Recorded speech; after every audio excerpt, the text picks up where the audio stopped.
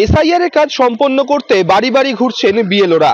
তারপরেও নির্বাচন কমিশনের তরফ থেকে বিএলওদের চাপ দেওয়া হচ্ছে দ্রুত কাজ সম্পন্ন করার জন্য। সেই অভিযোগেই আজ ব্যারাকপুর মহকুমার শাসক সৌরভ চট্টোপাধ্যায়ের কাছে অভিযোগ জানাতে গেলেন ব্যারাকপুর বিধানসভা এলাকার 38 জন বিএলও। তাদের বক্তব্য, অতিরিক্ত কাজের চাপ দেওয়া হচ্ছে নির্বাচন কমিশনের তরফ থেকে। তারা এত কাজ করতে পারছেন না এবং যে সময়সীমা বিধা দেওয়া হয়েছে তা অত্যাধিক কম, যে কারণে তাদের কাজ করতে আরো বেশি সমস্যা হচ্ছে। তাদের দাবি, এই এত যদি কাজের চাপ দেওয়া হয় তারা আগামী দিনে যে এসআইআর এর কাজ তারা কিন্তু বন্ধ রাখবেন, এমনই হুঁশিয়ারি দিয়েছেন বিএলওরা। এত কাজের মধ্যে সব কাজ আমরা করব। আমাদের ডেডলাইন হচ্ছে 4 তারিখ থেকে 4 তারিখ। আজকে আমাদের যেটা বলতে চাইছে যে আমাদের 100% দেখাতে হবে ডিস্ট্রিবিউশন ফর্ম। সেটা তো অসম্ভব, কোনো প্রতি সম্ভব নয়।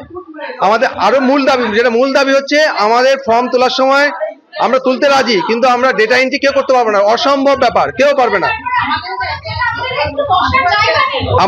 আমাদের ডেটা এন্ট্রি করার এক একজনের 10 থেকে 15 মিনিট লাগতে পারে, অনেকে মোবাইলে জানেই না অপারেট করতে। আমাদের মূল দাবি, আমরা সব কাজ করব, ডেটা এন্ট্রি করতে পারবো না। আমরা অনেকেই আছি আজকে থেকে ফর্ম তোলা বিরত থাকছি, আমি তো থাকছি 108-এর 45-এর বিএলও আমি।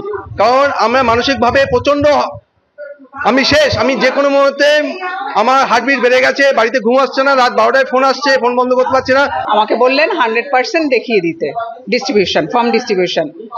আমি বললাম স্যার, আমি যাকে বাড়িতে পেলামই না, আমি তাকে কি করে ডিস্ট্রিবিউশনটা দেখাবো? সেই ফর্মটা কে রিসিভ করবে আমার থেকে? এই স্যারকে বললাম, স্যার আপনি রিসিভ করবেন, তাহলে আমি আপনাকে দিয়ে দেবো। বলছে না, আপনাকে ডিস্ট্রিবিউশন দেখাতে হবে, আপনার কাছেই রেখে দিতে হবে।